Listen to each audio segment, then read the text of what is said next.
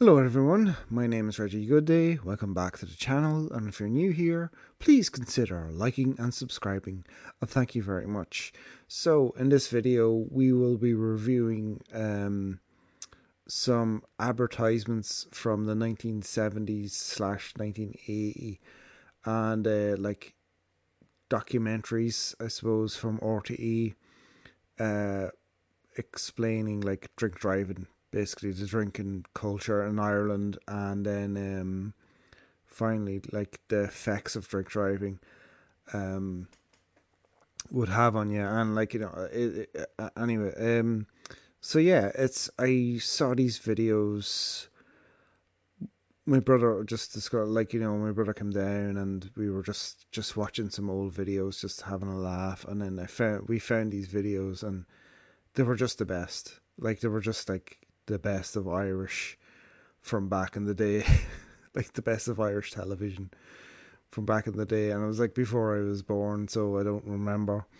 But yeah, it's just like the best. And so I kind of have like a narrative for this video. We're going to start off with an ad saying, like, don't drink and drive, basically.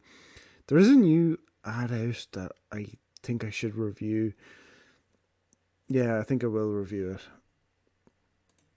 it. Kind of just reviewing like the drinking culture in Ireland, I suppose, through the decades.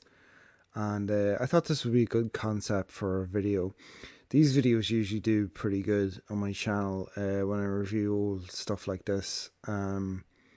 So yeah, so this is Think Before You Drink, Before You Drive, 1978 cinema ad. So this was on in like the theatres around Ireland. There is music on it. I have pulled it way down, so it shouldn't get copywritten. So let's just play the ad. I'd rather leave while I'm in love,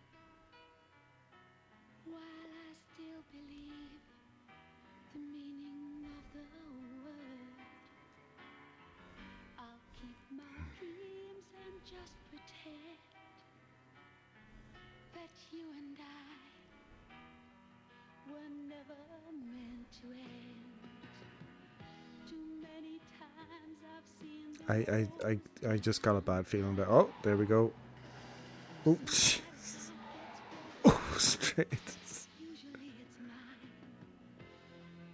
Now that was a red phone box. So, this is Britain. This is like a British one, but they would have shown them in like the UK, in like Northern Ireland, if that makes sense. So it's still kind of. So this is when like I'll just rewind it a wee bit. This is when like the first breathalyzers came in. So this is kind of like the first breathalyzer, and it changed colour if there was alcohol in your system. Then they bring you to the police station and you do it into the machine, blow into the machine. I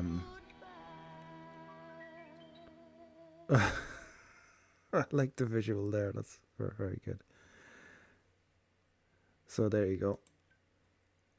Okay, so this next one is called Irish Drinking Habits in Meath Pub, 1980, and it comes from Old Ireland Restored.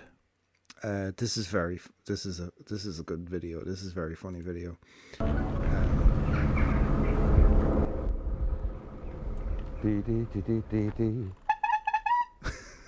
Well, here I am now in my Nalvey in County Meath, saving energy for George Colley, and it would do the whole lot of you a power of good if you would do the same thing. But anyway, it's a bit, people still do that, like put their trousers inside their socks. what am I here for? Well, one of the big topics of the programme this week has been drink and all that kind of thing. Well, Lovely. I've been talking about all sorts of theories, but I thought the thing to do was to come and talk to a man who really knows about drink from a purely practical point of view. An old friend of mine, Patsy Fagan, the owner of these friendly, hospitable premises. So, what you want? Watch this. Pauline, thank you very much for Patsy, the price of drink has gone fierce this last while. What's going to happen to it at all, do you think? Now, when you walked into an old Irish pub, this is what the landlord would look like. Like in a drabby suit. Like I suppose it was a nice suit for back then, but it was like grey and not very much colours in it at all, and it'd have the hair slicked back, and there'd be a lot of smoking going on. Like you'd walk into a pub, and it'd be just like walking into a fog. I remember when like the no smoking ban came in, and it was just like, oh, the smoking's all gone. The smoke's all gone. Like it's just, and everybody was outside smoking. It was so funny. But I digress. I think it won't make any. I don't think it'll make any matter. You think not? It may make it the spread, but to me at the moment, I have what they call a local flag, Yes. And I think that I never heard any. The last time I up, no one could see us passing marks. You're just a one day wonder that I'll be. Yeah. But round here at the moment, this is a fair agricultural area. Money is not scarce round here. Oh, that's it. You're throwing a new light in the situation, but Yeah, smoking and drinking at the same time. Can't do that anymore, lads. that's a different subject It's altogether. better back on my day when you inhale that second-hand smoke. It was great. See, To what extent are the young people? The old whiskey, the old Paddy's whiskey. I think that's watered down whiskey. That's what people used to drink. They used to get a shot at whiskey, and then they'd water it down. Ugh. Affect the attitude to the price of drink. Or might be just No. apple juice. I don't know. never seems, I never see them. They don't care. Don't care. They have the lolly now. Young people. They are getting the lolly, yeah. But there was a joke many years ago about the old man when they were the Look at old harp. Oh, I remember them. They were cool. first time they put some increase on the bottle of stout. He says, "I'll follow it up." He says to a Bob. Bob, You remember that? they do. How far do you think they'll follow it up now? I'm afraid it can't go very much. I mean, it's nearly going to reach now at the moment, sure. The 6 million it is. I'd say it'll go a bit more, I'd say. Do you think this business of standing rounds is a good thing or a bad thing? I think it's a bad thing. Depends on your pocket, sure. I mean, if you went in and you were only £2 in your pocket now and there's 4 or 5 fellas, 4 others, and they have maybe 10 or in the pocket. Well, you mean you're only getting a shot from. That's like looking for the credit too. Yeah. You're not in the barman. Put them up. So I probably should put the subtitles on. He's talking about like the price of drink was going up, and the interviewer said, "What about rounds? Like the rounds is becoming a thing now," and the pub landlord was basically saying, "I don't think it's a good idea, because a guy could come in with just €2, £2 in his pocket, and maybe he couldn't afford a round, whereas other lads would have a tenner in their pocket and they could. So yeah, it's the same now. It was funny watching back this video. It's just like, oh my god, like it's just nothing has changed. Like it's still, Same. except the only thing that really has changed is that there was still, even though the price of alcohol went up, there was still a good pub culture because living wage kept going up. Living wage only stalled in the 80s because of Reagan, and then other countries followed suit with that, and like the minimum wage is only going up now, like recently in the last few years, and yeah. Right. And you come in from himself, you'd have enough to go home and then maybe change. Yeah. That's what I look at it. But it's getting too expensive for rounds now. I notice you have no sign up there. You often say, "Do not ask for credit," Credit. as refuse to make you offence. No, I don't think that would matter. There wouldn't be offences. Look at this guy, he's missing all of his teeth. Some of them. What? Refusal. Wouldn't matter that part of it. Refusal. Well, do you think, Patsy, are people drinking more now than they used to? Oh, yes. You think so? Oh, God, eh.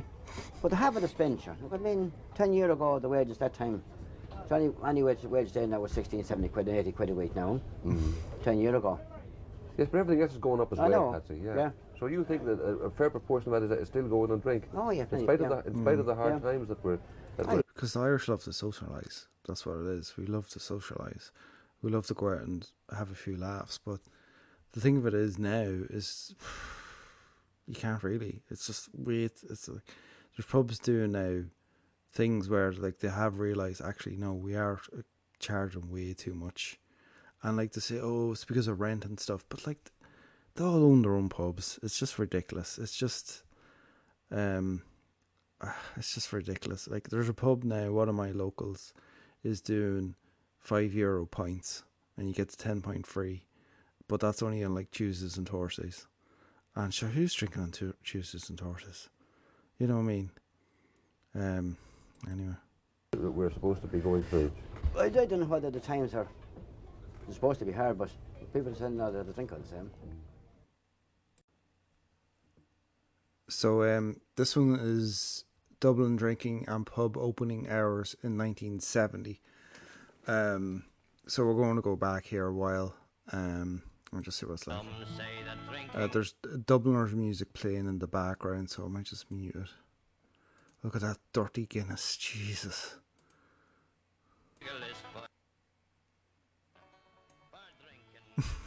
Oh God. See, when you're drinking Guinness that fast, you're not really tasting it. In about 5 minutes, it sadly will be no longer legal for me to be sitting here drinking this glass of wine, because this restaurant, like most restaurants in Dublin, This is a very famous video, actually. I'm only realising this now. has what's called a wine license. This means they can eat and drink up till 12:30, but not after that. Yeah. It wouldn't be possible either to have, say, a So this is when, like, because in Ireland you get lock-ins. Well, you still get lock-ins now, but that'll be like to 2 o'clock in the morning maybe. But maybe it's just the early morning. But back in the day, like, you just had a license and that was it. You, like, you know, pubs are open all the time basically. cognac after your meal, because the wine license allows wines, and that's all. After 12:30, the city, in a sense, dies. Young people like ourselves out can't go anywhere else after 12:30. You can't go and dance and drink anywhere else at all. But real That changed, like, because there was, like, pubs would close at 12 o'clock and then you could go to the disco till about 2. In England, it's 6 o'clock now in the morning. Like, it's crazy. Irish drinking ended 1.5 hours ago at 11 o'clock. Drink is an Irish tradition, Oh, he's just a down. proud Irish tradition. I think they're the greatest things and the biggest heart jaws under the sun. Are you proud of the fact that the Irish... Yes, I am, because I like a drink. I definitely like a pint. Out of every £5 an Irishman earns, £1 is spent on drink and tobacco. I don't think that's a thing anymore, really.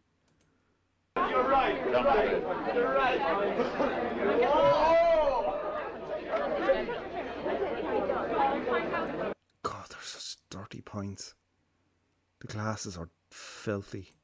Per head of population, the rate of alcoholic insanity in Ireland is 10 times greater than England. 40% of all admissions to mental hospitals in Dublin are for alcoholic insanity. In Ireland, Alcoholic insanity. This is rehab.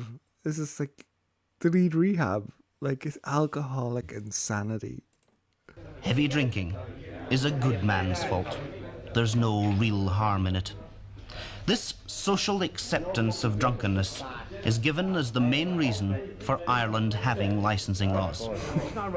There can be no question of extending ours, and certainly no question of abolishing them until the Irish drinker becomes mature. The kernel of this problem is not found in licensing laws. The kernel goes down to the problem of... You have to remember too, it's not so much anymore, thank God, but the Catholic Church did really rule Ireland up until the 80s, the mid-80s, basically.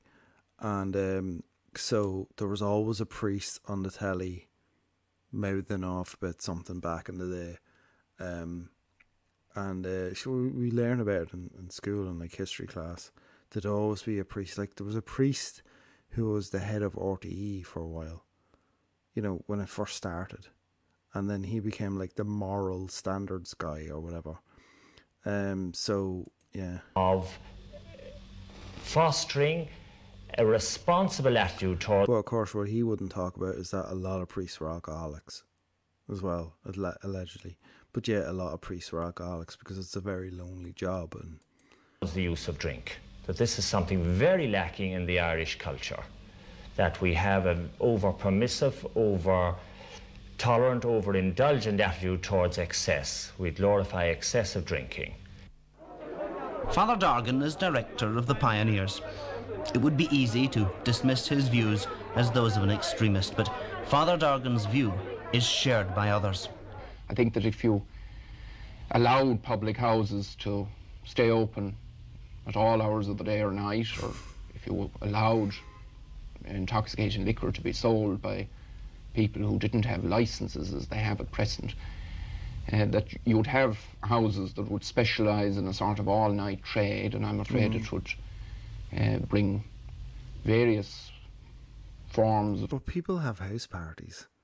See, this is why house parties are so popular now. They just have barbecues and house parties, because alcohol in shops are very cheap. Like, you can get 20 bottles of beer for €22. Whereas in a pub, a pint of beer would be like €8.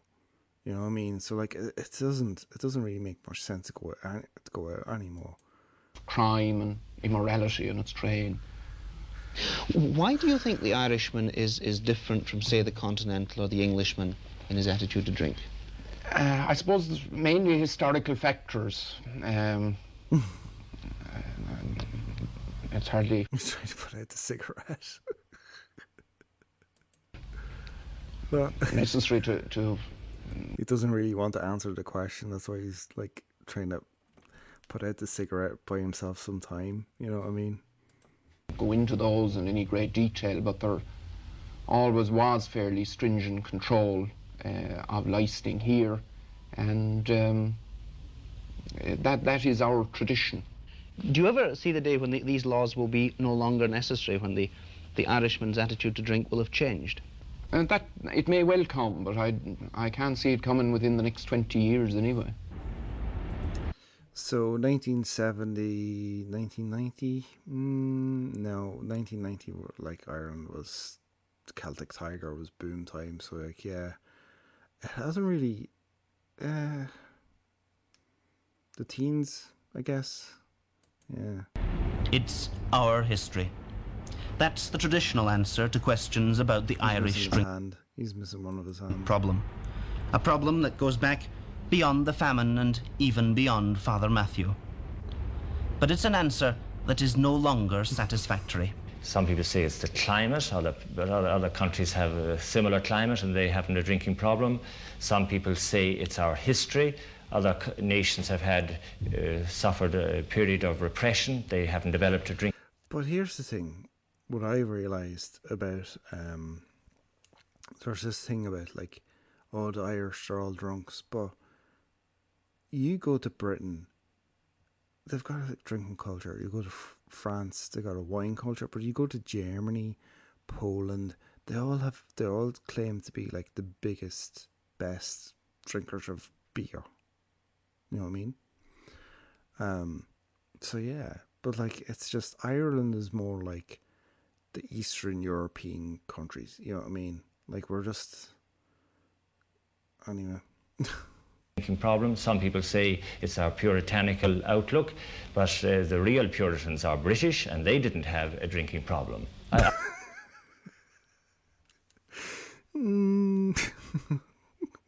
Again, I think this is a lot of, like, British propaganda.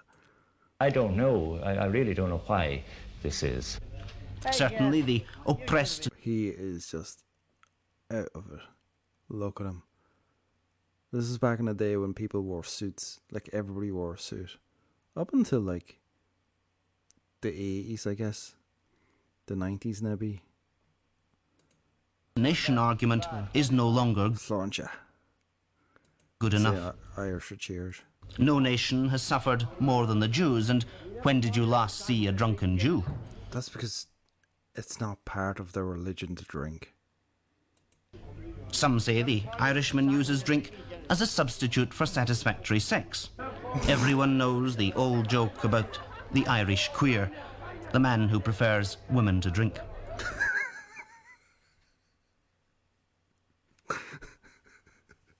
This video has not dated well.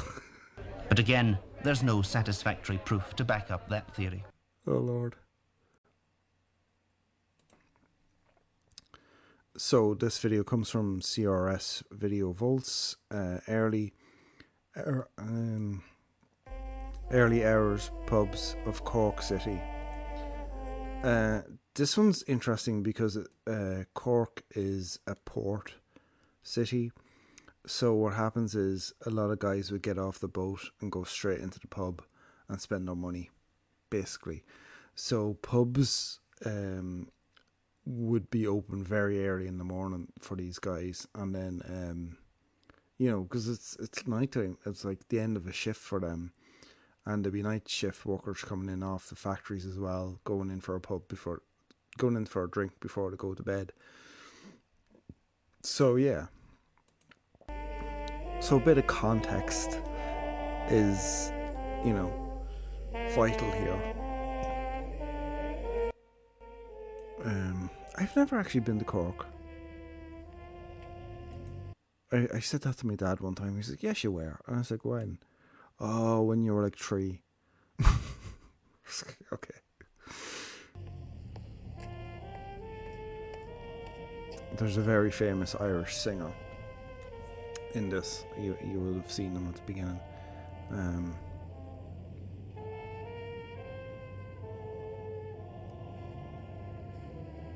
It's funny too, like when I was growing up, I remember we had this conversation when I was in high school, secondary school.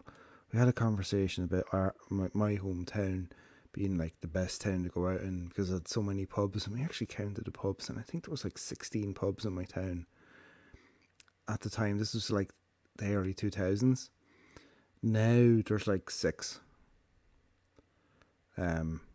And a lot of the pubs are turned into either flats, or one of them was turned into a chemist. Others have been turned into like beauty salons. That's the thing now. It's beauty salons are everywhere. They're just everywhere now. There's more beauty salons than pubs. You know what? It isn't often you find me standing outside 2 pubs at 8 o'clock in the morning. You may wonder what I'm doing here. Well, in fact, these pubs have been open for the last hour, perfectly legally, selling drink from the hour of 7 o'clock in the morning. This is here in Union Quay in Cork. It's an old tradition. It goes back a long time to the old days when the dockers used to come up, and still do, and have their drink from 7 o'clock, quite legally. The guards down the road there, keep an eye on that. Now, this happens not... that just spit it away. Those ladders were very popular in Ireland back in the day. And look, there's no lines for parking. There's only even lines for like driving.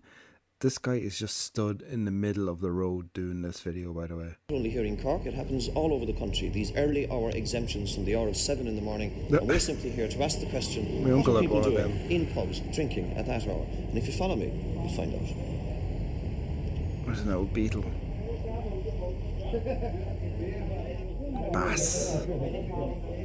Bass beer. I don't think it's around anymore. I think Bass is out of business.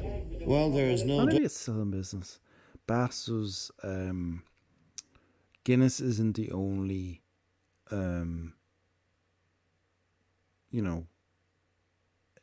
Guinness isn't the only black beer. What would you call it? In Ireland. A lot of the tourists drink Guinness because, like, you know, everybody knows Guinness. But Bass was very popular in Cork because that was their version of Guinness, and there's lots of different versions of Guinness around Ireland, and like they all had their favourites. There's only really a couple of them that survived, really, because I think Guinness just bought them out. About it, but inside here the stout's flowing and the pub is packed with people from all walks of life. Some are in for a sly quick one to start off the day, some for a pick-me-up after finishing night work. We expected to meet the early morning dockers and the shift workers. But in these days of the ever-increasing price of the pint and the rising cost of living biting into everyone's pocket, who were the majority of people here, and what were they doing drinking at this hour of the morning? Oh, I came in to see a chap about a job, but I had no job, so... There's a place to come into. Well, it's a place to come into for a while. You know, if you come in town looking for a job, you don't get one, you go for a pint to meet with the lads. Never know what's going to happen. What do you work at the moment? I'm a chef. And At the moment, they do anything. yeah, and it's tough going. Why did you say that, please? Why did you say? Yeah. Are you married? There. I'm married, yes. Pay them off, isn't What about as I was saying about the price of the pint? I mean, it's what is it, 3 or 4 pence gone off now? Do you think it'll affect the early morning trade as well? No. Thanks very much. Will affect everyone. How many mornings a week now would you be likely to actually be here? Me. Very seldom. They mustn't have had like a boom mic or something, because it's just picking up everybody and it's very annoying. And he doesn't even have a microphone. Like, I think if they had had a microphone, you'd be able to hear it. But When I come down to sign in the exchange, or as I say this morning, I came to meet a fella about a job. He didn't turn up, so obviously there's no job there. So they kind of use it as an excuse to like, well, I might as well go and have a few pints then, you know, instead of keep going trying to find work. You know what I mean? Well, that's how you are. Tell me, it's kind of early in the morning, like, for a get-together like this. No, nothing else to do. What about yourself? There's another thing too, you have to remember, something my dad always said, people loved television back in this day. So if they had a chance to be on TV, they took it. Not everybody, of course, but if they had a chance to be on the telly, yeah, they would do it. That's why these boys are chuffed to be on the telly, because like they can go home and watch it and invite over all the neighbours and maybe have a party and go, hey, look at me on the telly, you know. I just came in for a cure, I suppose, because I had a good night last night. How many days a week now would you come in yourself?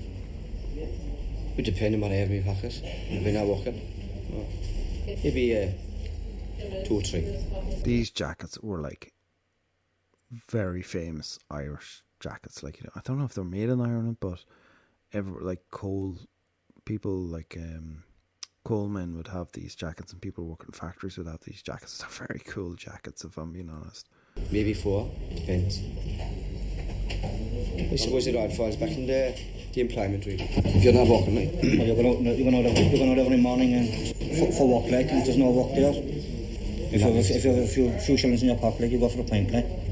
So it's kind of hard to understand him, but he said if there's no work going, and you had, you know, some money in your pocket, then you just go to the pub and meet with your mates and just have a bit of a laugh, really. Pass a bit of time. The subtitles can't even pick up what he's saying. You're going up and sign the exchange, you know, things like that. Now the exchange would be, you know, the unemployment office, and back in the day you would get your money from the unemployment office. Now you get it from the post office, because so more often than not the exchange would be held up. Like, you know, and my grandfather was actually involved, a very famous story, and 2 boys came in to the exchange and they told everybody to get on the ground, and my grandfather wouldn't get on the ground. And they were like, why not? And he says, well, I'm a soldier, and they told me never to get on the ground. And then they let him stand in the corner and watch the whole thing. So he was a witness then, and he knew who to wear. Like, even though they were masks, so my granddad knew who everybody was. So they didn't get away with it. That's the main reason, like, that you come into these early houses. Pass away time boarding, you know, board more than anything else. I'm a casual working on the docks. And there's nothing there at the moment, not there for the last couple of weeks. You just get a couple of pound off your wife in the morning, you come out and have a couple of drinks. Nothing else to do. Does she ever think that maybe you spend a little too much on it or whatever? Well, I suppose she does, but she didn't know the consequences, like, does she? I never see things so bad. Oh, watch. Watch this guy's reaction. She didn't know the consequences, like, does she? He's like, she will after she sees this. I never see things so bad as they are now. Through my life, I never see. This is 1980. Things are going to get worse. Things so bad as they are now. Yeah, they're bad, all right. Do you know what the boys are? 1980s Ireland was not great. 1990s Ireland was great. 1980s Ireland was very tough. The boys now, like, you know, The boys, they come in the morning, they're within, like, they're used to that, like, you know, up in the morning, out in the job, like, you know. The way now it's getting, like, you know, they're men, alright, but they're not getting a chance to prove themselves, they're men. You know what I mean? There's no work there for them. See, the thing of it is, like, these guys are kind of smart in a way because it staved off depression. Hang on. Sorry, I had to stop and start the video. It staved off depression. Going, Jesus, I can't find any work, and then just going home and being depressed. Or you go to the pub for a couple of hours, chat with your friends, and then you're not so depressed. You know what I mean? Okay, but it's not all depression or desperation. And whether we like it or not, drink and drinking are part of the national character. Again, he's missing all of his teeth. A simple fact of life. I suppose social drinking and a bit of the crack are more the norm, and in that spirit, we were joined by Cork's most famous folk singer. Yeah. And as anyone in the business knows, there's no more obliging fellow than Jimmy Crowley, even at this unearthly hour of the morning when most people are only making their way to work. It's a bit early in the morning, isn't it? It's crazy how young he is here. It's crazy how young he is here. I've never seen him this young. This is from 1980. I've never, like, anyway, it doesn't matter. It's early, Bass. Very early. Yeah, but what brings you in, for God's sake? I should just got my way back from no gigging. Was it one of the early morning open houses, you know? Okay, so he asked him what were you doing. He said he was doing gigs, you know, up in pubs and stuff. Famous? One of the famous ones. There have been a few. Yeah. Oh yeah. Do you know what? I'd say our best bet would be give us a blast, will you? Give us a blast. Certainly. What do we do? Well, seeing something a bit topical, boozing. How about that? Fair enough. Is it all joining? Okay, boozing. Order there no less for boozing and join in the chorus. Oh, no.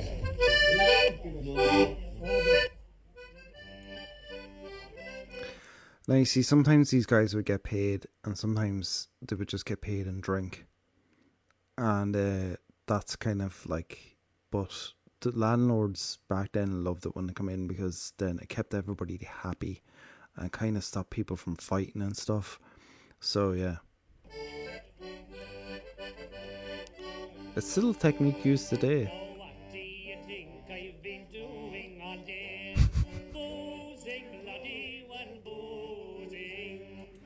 What do you think I've been doing all day? Boozing. Well, I've been bloody boozing all day, like drinking alcohol all day. How do you think I've been spending me day? Boozing, bloody well boozing. Don't say I am wrong, for you know I'm not right. Don't argue the pints, for you know I can't fight. I don't know if this is going to get copywritten or not. I'm sorry, but hopefully it doesn't. Hopefully it doesn't pick it up. If it does, then I have to cut it out. But yeah, I think we get the gist. I don't know if he keeps singing.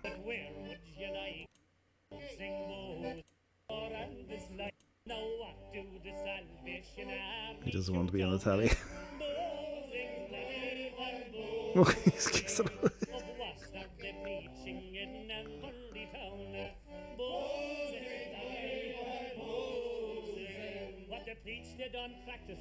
Don't do that anymore.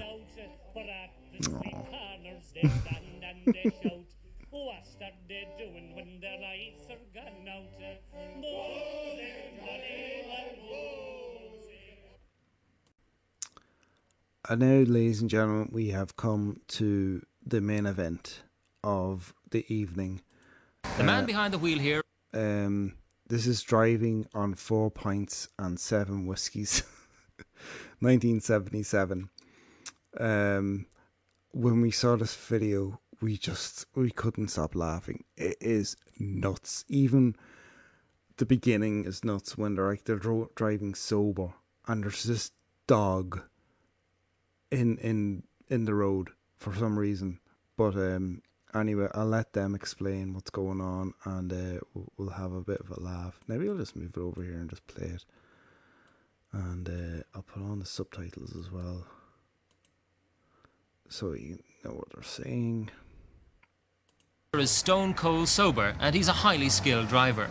Along with 8 others, most of them ordinary drivers like you and me, he's agreed to take part in a controlled drinking and driving experiment on a course designed and laid out by engineers of the traffic section of Dublin County Council. It's off the closed car park under the watchful eye of the Department of Forensic Medicine at University College Dublin. The course itself is simple enough. It demands no special abilities, just the care and attention you'd normally exercise on the roads.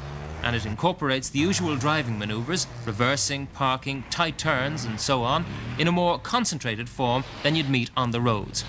For someone like this, it presents no problem, and he's enjoying himself showing us just how it's done.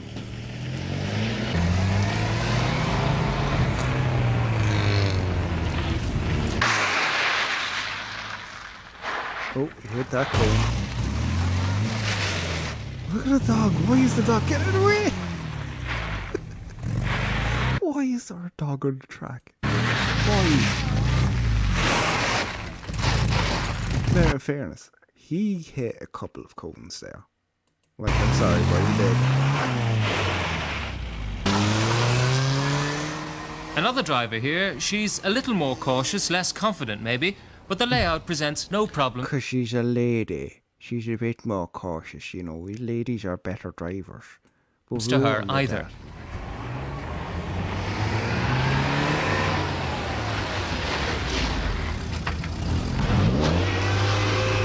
Great bit of editing there. And of course, for some of our drivers with a background in motorsport, a chance to show off. Them cameramen are very brave. Just a little bit. I think these are MG cars. And I haven't yet received a summons. So I'm either going to be in heavy or I'm going to get out of it, right? So Having spent the morning familiarising themselves with the course, we invited the drivers to the pub and settled in for a couple of hours drinking. Only the fact that it was midday and that a careful record of what and how much of it each driver was drinking made this any different from a normal pub scene. And as often happens in a pub, the conversation turned to the business in hand. Drinking. Drinking. The problem with drinking is that when you are stone sober and somebody asks you, are you going to, how many drinks do you need? Now listen to this. This is great knowledge. This is absolutely true, what he says here. To be able to drive safely. Right. And they say, oh, well, I can drive quite happily after, say, 4. Then they have 3. Yeah. Ask them the same question. Then they say, I'll have another well, one. Maybe I can drive quite well on 6. Ask them when they've had their 5th. They say, well, after 10, no problem, I can manage. Some people are like, I can actually drive better when I'm drunk. And they're serious when they say that. It's nuts. And I never get into a car remember when I used to go out and somebody would say that, I just was just like, yeah, I'll get a taxi. At their 10th, and if they can still talk, they'll say, I'll go. Right. So this is 1977 when like the breathalyzer machines were first came in. The drinking is over and the UCD scientists are measuring the alcohol levels in the blood using a new device called the alcohol meter, which may someday replace the breathalyzer. Simultaneous blood samples were taken as a cross-reference and the two results agreed remarkably well. This driver had 3.5 whiskies. Her level was 87, very much below the allowed limit. She's making mistakes.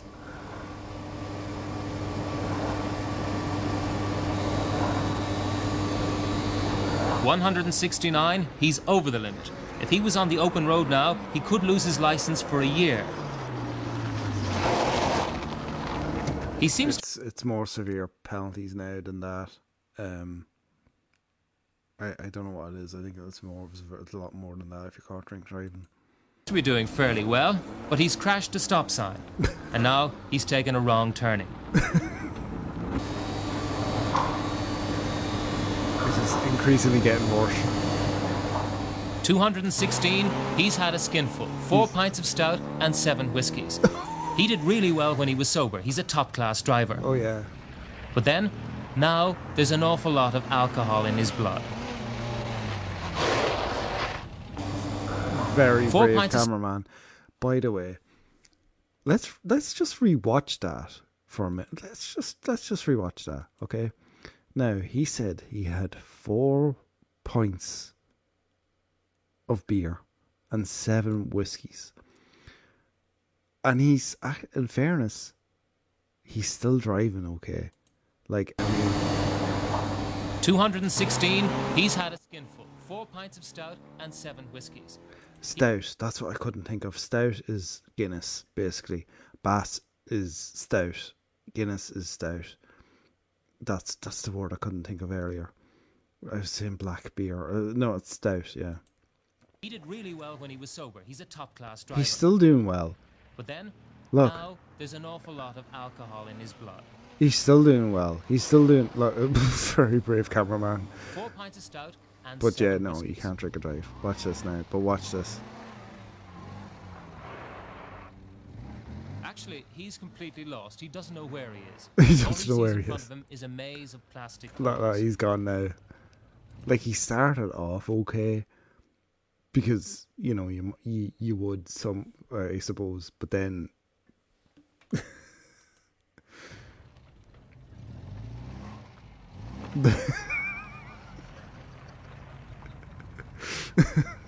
I think he's had enough. Yeah, I think he's had enough.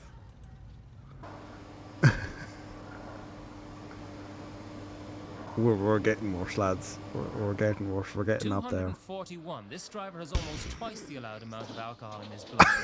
He's at the stage where he doesn't realise just how drunk he is. When he finished the I think it's stuck in the wheel. course, he was under the impression that he'd done really well.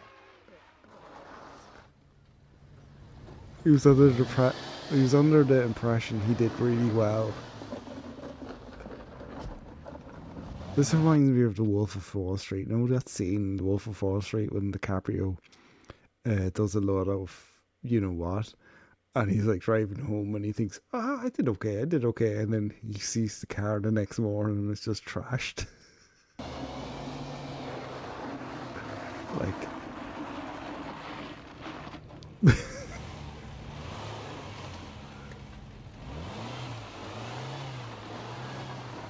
I love too how they got a cameraman down there to film all of this and they use very little of his footage.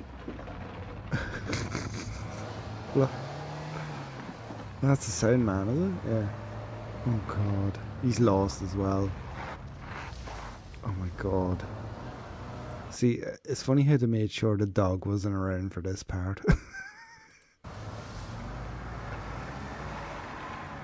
The dog was not around for this part. Oh my god.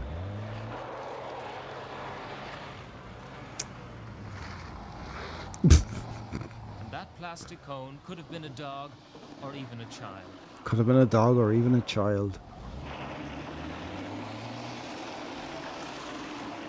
Could have been a dog, 'cause the dog was there earlier. Where's the dog gone? Oh my lord. This is just nuts.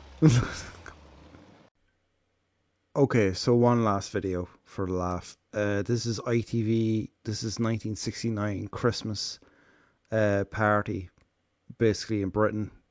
So let's just have a look at it for the laugh. See, okay. Having a good Christmas party. Yes, fantastic. Oh, great. Really fantastic. How much would you expect to drink on a day like this? As much as we can. Well, we're As not much as we driving. can. You see what I mean? You see what I mean earlier when they were talking about, oh, the British aren't as bad as the Irish. Yeah, right. So, I suppose as much as we can take, really. How much would you expect to spend on drink over Christmas? Several pounds.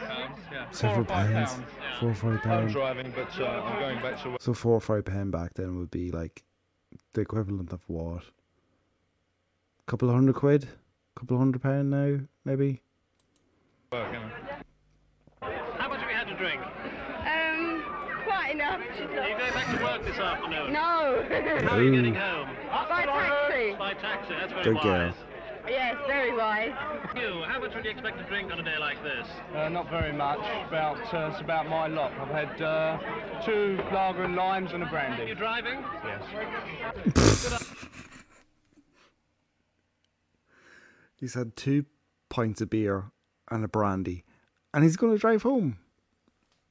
I think that is the limit back then. That was the limit back then. But yeah. Afternoon. Is that a nun? Good afternoon. Are you going back to work now? I'm afraid I'm a bit drunk. No, I'm going home now. How are you getting home? I don't know, but British Rail, I think. British Rail. Are you going to drive home? Yes. How much have you had to drink? 8 pints and scotches. You reckon? 8 pints. A few scotches. A few whiskies. Oh my god. You're pretty He's going capable. to drive home. Yeah, very capable. You've heard of the breathalyzer? Very capable. Yeah. Yeah. Don't bother me, I drive better when I'm drunk.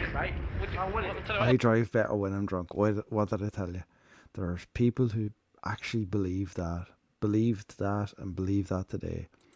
I ain't drunk. Well, hold on a minute. In my pocket, I have a breathalyzer kit. Brilliant. You blow in there for about 15 seconds. Love it. We'll give you a fair idea of how you'd make out. Keep going. He can't do it. He's too drunk. Oh, he's doing it. That's it. I should think that'll do. You can see that green mark on the. That's rubbish. It is actually just up to the yellow line, which means that if a police officer were to stop you, you'd be in some sort of trouble. Does that worry you? Well, they've got to stop me first.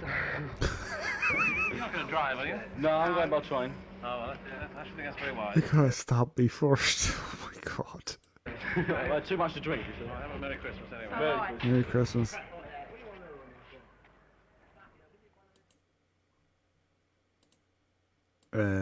So we'll leave it there, ladies and gentlemen. I think I've made my point. Don't drink and drive.